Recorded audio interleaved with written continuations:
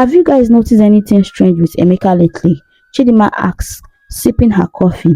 Yes, Farouk has been acting weird too. He's always on his phone and disappearing suddenly, Tola replied, frowning.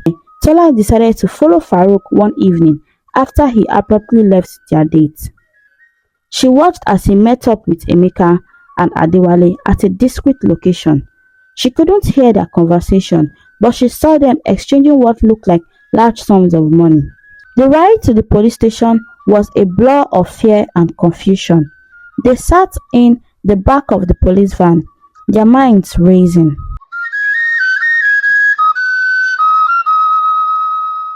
Chidinma, Tola and Amina were the queens of their university. Their beauty, wealth and charm made them the center of attraction wherever they went.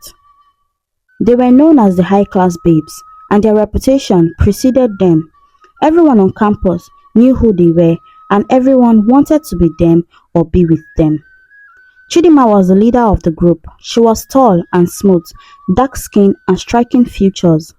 Her father was a wealthy businessman, and she never hesitated to flaunt her wealth.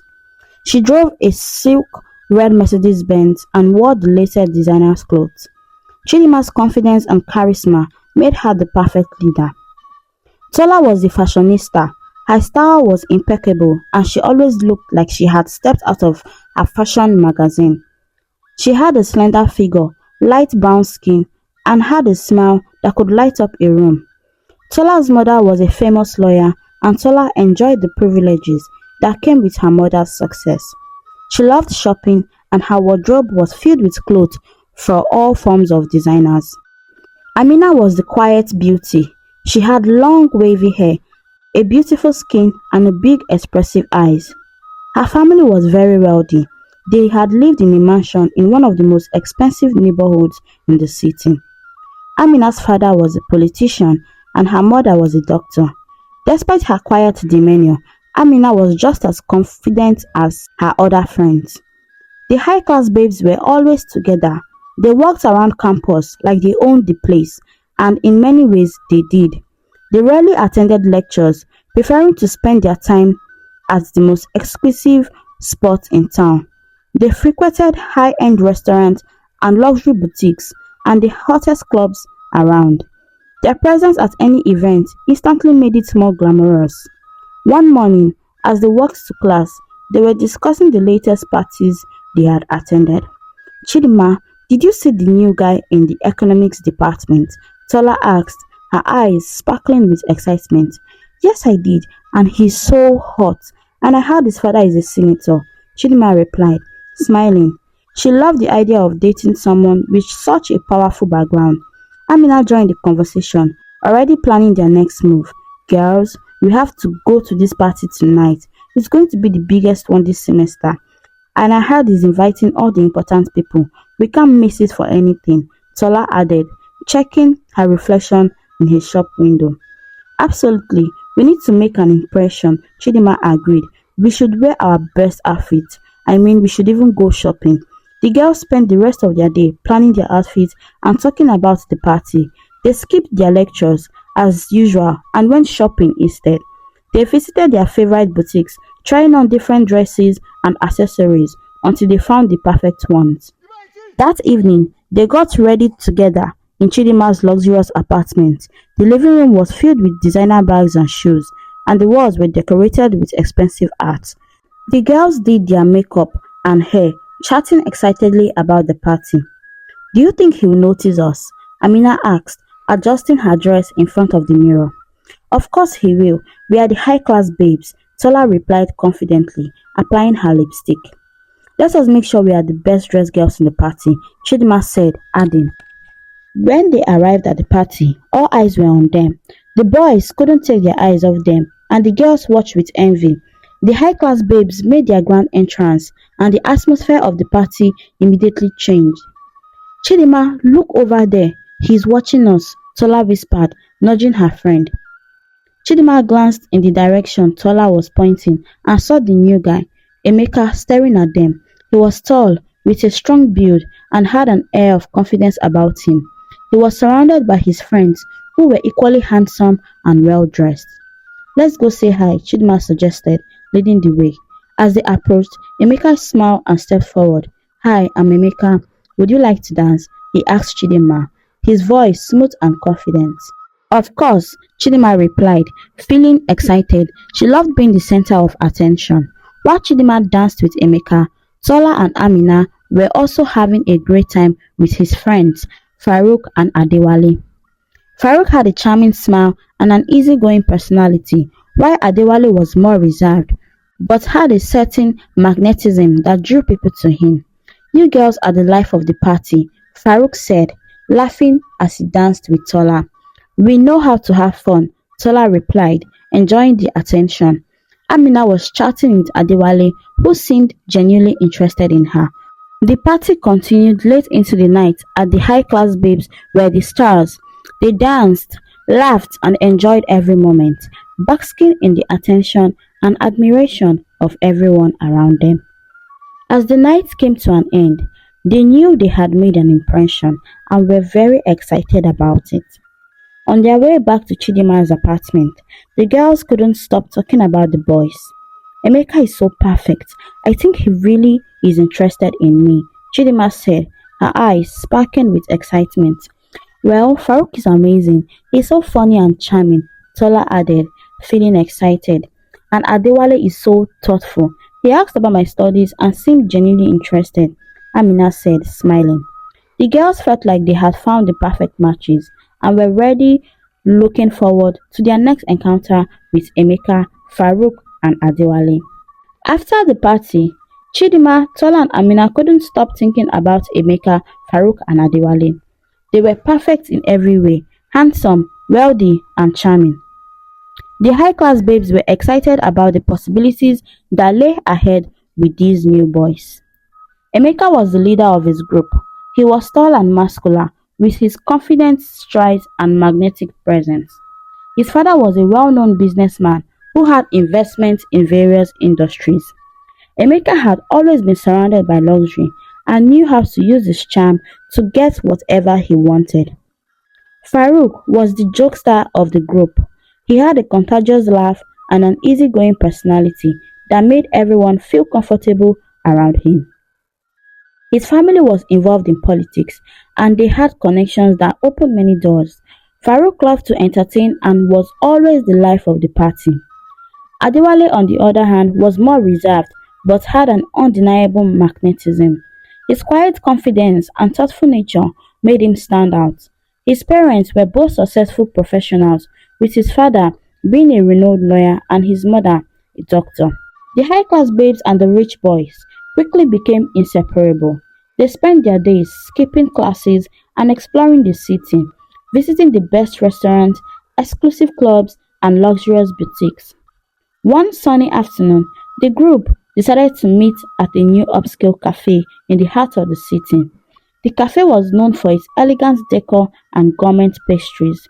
Chidinma, Tola, and Amina arrived first, dressed in their usual stylish outfits. Do you think they will like this place?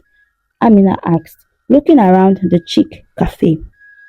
Of course they will. It's perfect, Tola replied confidently. Just then, Emeka, Farouk and Adewale walked in, looking effortlessly handsome. They greeted the girls with warm smiles and joined them at their table. This place is amazing, Emeka said, admiring the interior. Good choice, girls, Farouk added, winking at Tola. As they settled down on their seats, the conversation flowed easily. They talked about their families, their interests, and their plans for the future. The boys shared stories of their travels and experiences, impressing the girls with tales of adventures and luxury. I just got back from Dubai last month. The shopping there is incredible, Farouk said, showing pictures on his phones. Wow, I've always wanted to go there, Tola replied, her eyes wide with excitement. We should all go together someday, Emeka suggested, making the girls' hearts race with anticipation. After the cafe visit, the group decided to spend the rest of the day together. They drove to a nearby beach where they enjoyed the sun and the sea. Emeka brought out his phone and took pictures of them. They were riding and laughing, cheering on each other. Hold on tight, Emeka shouted as Chidinma climbed on behind him. This is amazing, Chidinma screamed. Meanwhile, Farouk and Tola were building sandcastles and joking around. Amina and Adewale walked along the shore, talking about their dreams and aspirations. As the sun began to set, they gathered around a bonfire, roasting marshmallows and enjoying the warm glow of the fire. The boys played guitars and they all sang along to their favorite song, feeling a deep sense of connection and happiness. This is perfect, Tola said, leaning against Farouk. It really is, Farouk agreed, putting his arms around her. Chidinma, Amina, and Adewale also felt the same sense of contentment. They had found something special in each other and they were determined to make the most of it. In the following weeks, their bonds grew stronger. They went on more adventures, from fancy dinners to weekend getaways. They felt like they were living in a dream, surrounded by luxury and excitement. One evening, Emeka invited the group to his family's mansion for a private dinner. The mansion was a sprawling estate with beautifully manicured gardens and opulent interiors. The girls were in awe as they walked through the grand entrance. "Welcome to my home," Emeka said, his eyes twinkling with pride. "This place is incredible," Amina whispered to Tola, who nodded in agreement. The dinner was a lavish affair, with gourmet dishes prepared by a private chef. They dined in an elegant dining room, with chandeliers casting a warm glow over the table. The conversation was lively and everyone was in high spirits. "I feel like we're in a movie," Tola said, sipping her wine. "Well, this is our own reality," Farouk replied with a grin. After dinner, they moved to the grand living room where they played games and shared stories late into the night. The boys' parents were away on business trip, giving them the freedom to enjoy the mansion to themselves. As the night went on, Emeka pulled Chidinma aside. "I need to ask you something," he said, looking serious. "What is it?" Chidinma asked, intrigued. "Can I use your bank account to receive some money? It's for a business deal and I trust you so much," Emeka responded. Chidinma hesitated for a moment but then nodded. "Of course, anything for you, Emeka." Similar requests were made to Tola and Amina by Farouk and Adewale. The girls didn't suspect anything and agreed to help, believing in the boys' integrity. As the weeks passed, the high-class babes and the rich boys continued their whirlwind romance. They were the talk of the town and everyone envied their glamorous lifestyle. They seemed to have it all: love, wealth, and excitement.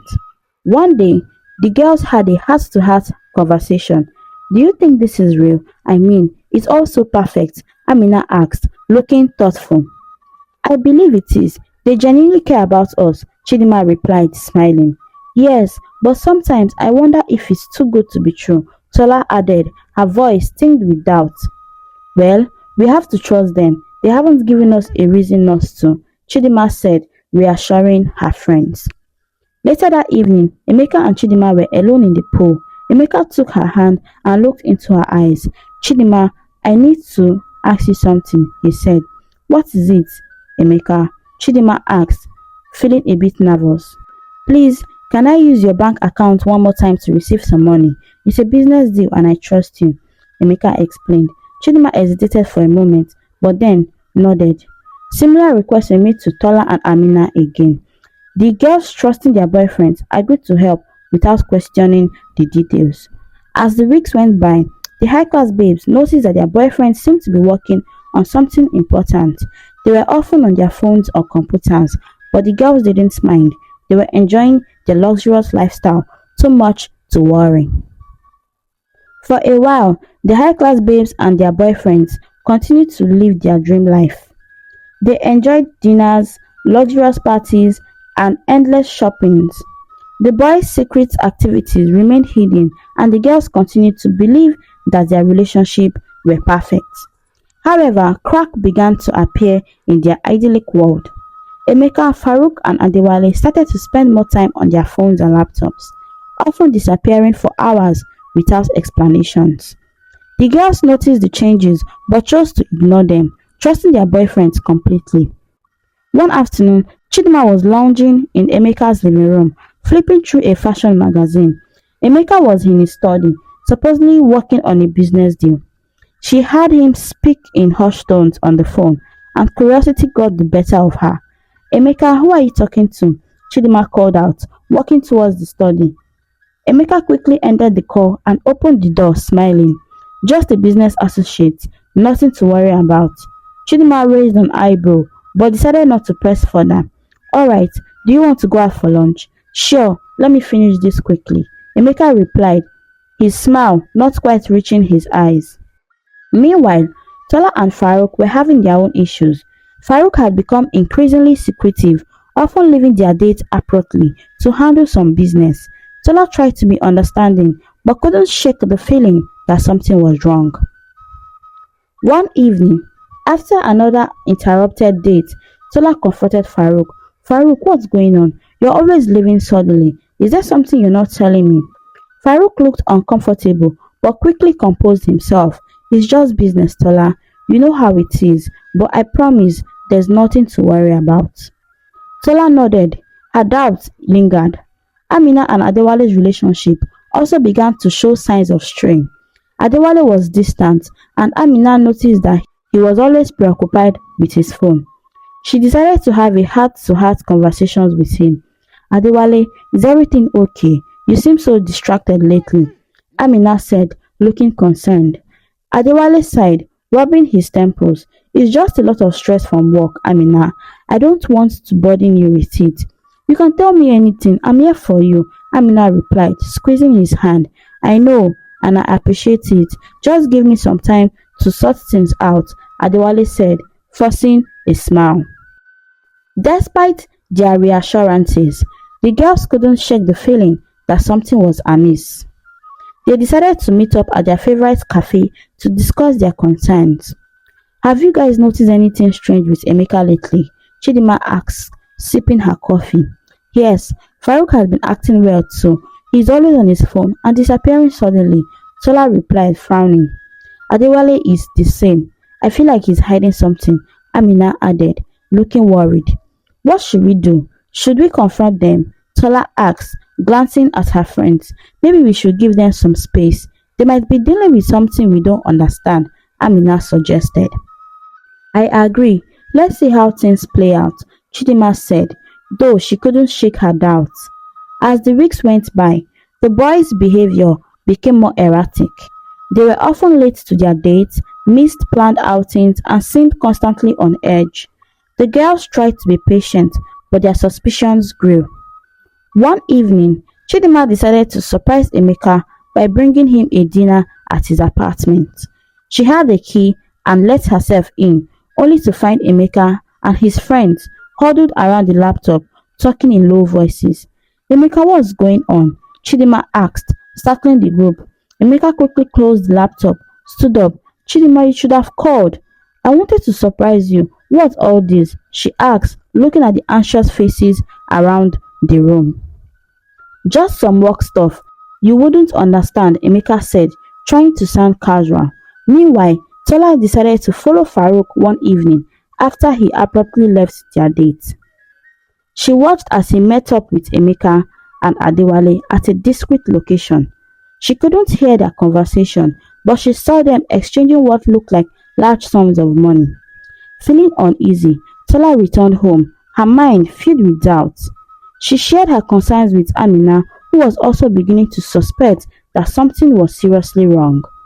Amina, we need to find out what's going on. This isn't normal, Tola said, pacing the room. I agree, but how? They wouldn't tell us anything, Amina replied, feeling very helpless. One morning, the peace of the early dawn was shattered by loud, insistent knocks on the doors of the high-class babes. Chidinma, Tola and Amina were jolted awake, their hearts pounding with fear and confusion. Chidinma gradually made her way to the door, her mind racing with possibilities. When she opened it, it was met with a stern face of police officers. What's going on? Chidinma cried, her voice trembling. She was still in her pajamas and her hair disheveled. You are under arrest for involvement in cybercrimes and money laundering, the officer said, his tone unyielding. Chidinma's eyes widened in shock. What? There must be some mistake, officer. But there was no mistake. The officers produced warrant and began to gather Chidinma's belongings. At the same time, similar scenes were unfolding at Tola's and Amina's residences. Tola, always composed, was now in a state of utter panic. Amina, tears streaming down her face, pleaded with the officers, but her words fell on deaf ears. The girls were handcuffed and led out of their homes. Their neighbors peeked through their window, whispering and pointing fingers at them. The ride to the police station was a blur of fear and confusion.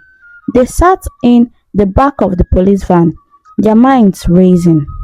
At the station, they were separated and taken to interrogation rooms. The cold, sterile environment only heightened their anxiety. Chidinma, seated across from a stern officer, felt a knot in her stomach. "Do you know why you're here?" the officer asked, his eyes boring into hers.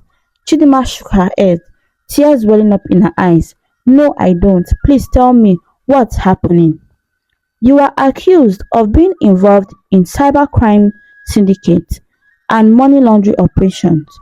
Evidence points to your bank account being used for illegal transactions." Chidinma's heart sank. She had never been involved in anything illegal.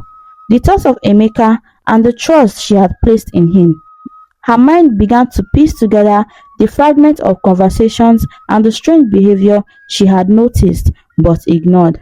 In the stark interrogation rooms, the girls began to realize the depth of deception they had been ensnared in. The officers laid out evidence, bank statements, transaction records, and communications between Emeka, Farouk, and Adewale, and other different and various shadowy figures. "They set us up," Tola exclaimed, her voice breaking. "We trusted them and they betrayed us." Amina, usually the calm one, was devastated. "How could they do this to us?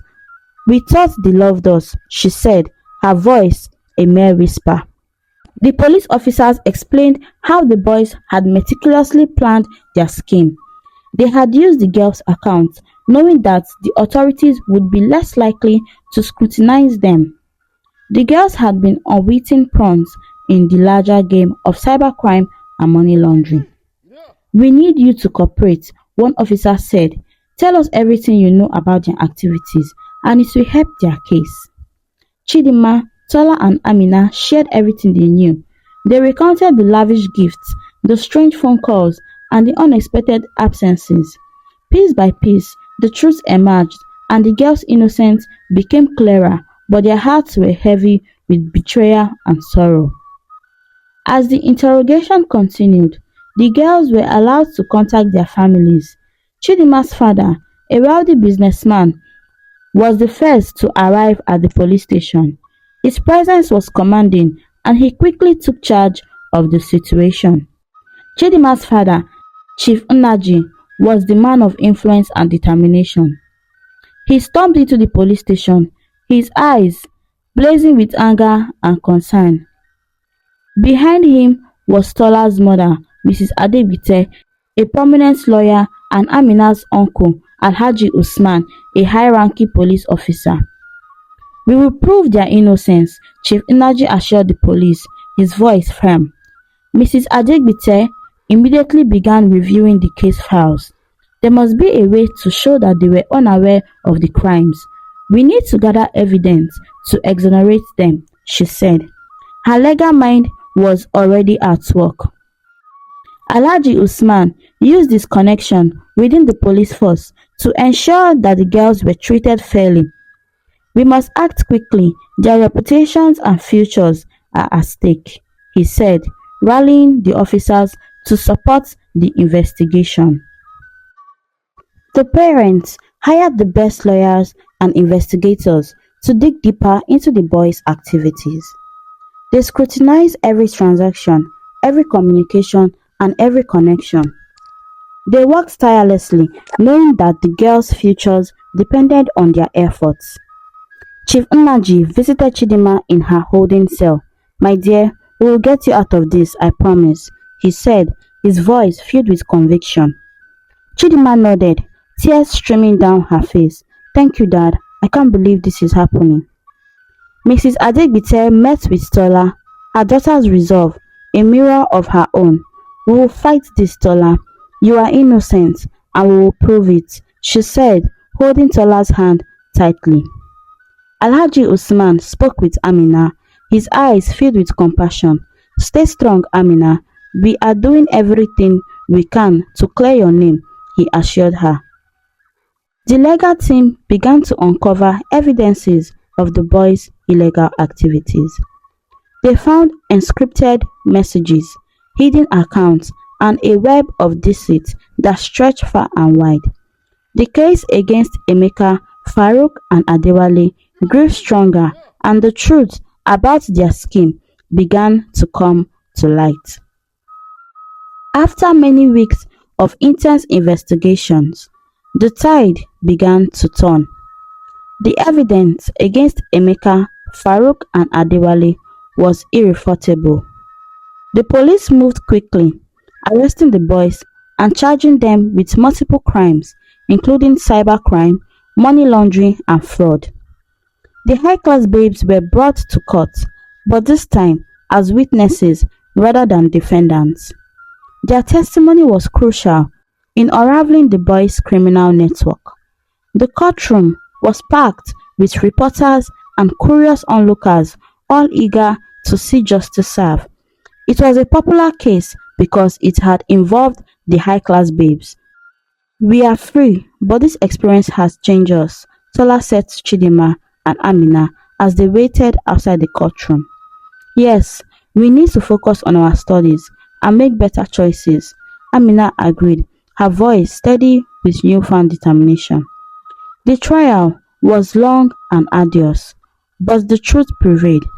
Emeka, Farouk, and Adewale were found guilty on all counts.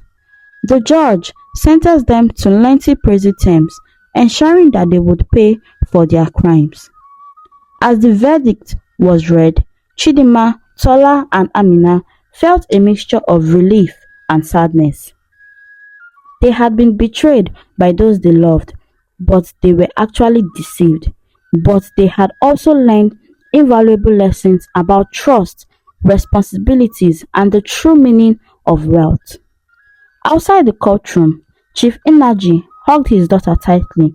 You are free now, Chidinma. Let us focus on your future. Mrs. Adegbite and Tola shared a tearful embrace. We will move forward from this stronger than ever, Mrs. Adegbite said, her voice filled with pride. Alhaji Usman patted Amina on the back. You have a bright future ahead, Amina. Don't let this experience hold you back and make sure you pick your lessons from it. The girls decided to turn their lives around. They distanced themselves from their previous lifestyle and focused on their education. They found new passion and dedicated themselves to their studies, determined to build better future for themselves. Chidinma pursued a degree in business, inspired by her father's determination and integrity. Tola followed in her mother's footsteps, studying law with a newfound sense of justice. Amina, driven by her experience, chose to study social work, hoping to help others avoid the pitfall she had faced. Because of the shame, they had changed universities and began career all over.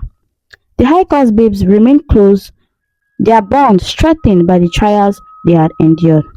They support each other through their studies and celebrated each other's successes.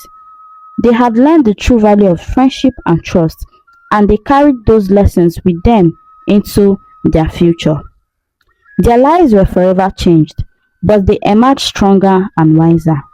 They had faced betrayal and danger, but they also discovered their inner strength and resilience. Together, they moved forward, ready to face whatever challenges life had in store for them. This story teaches us that trust with caution is crucial, as blindly trusting others can lead to severe consequences. Greed and the pursuit of wealth through unethical means often result in legal and moral repercussions. True friendship is invaluable, providing support and strength during difficult times. It is important to be responsible and mindful of how your actions affect others, and it is also important to note that all that glitters is not gold. Thanks for watching this captivating story on African stories and folktales. Please don't forget to subscribe and turn on the notification bell for more stories. Thank you.